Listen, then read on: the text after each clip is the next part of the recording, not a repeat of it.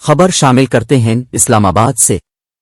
Budget اجلاس میں طویل ڈیوٹی دینے والوں کو تنخواہ کے 3 اعزازیے دینے کا اعلان کر دیا گیا۔ اعزازیے A P P Pakistan television, police, capital development authority CDA کے ملازمین کو دیے جائیں گے۔ تفصیلات کے مطابق بجٹ پر ڈیوٹی دینے والے ملازمین کو 3 اعزازیے دینے کا اعلان وزیر خزانہ اسحاق ڈار نے کیا۔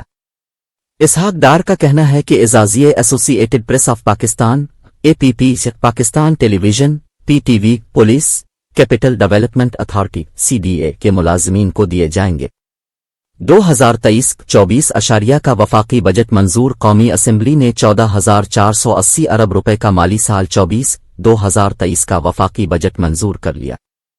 اسپیکر راجہ پرویز اشرف کی زیر صدارت ہونے والے اجلاس میں فنانس بل 2023 کی کثرت رائے سے منظوری دی گئی۔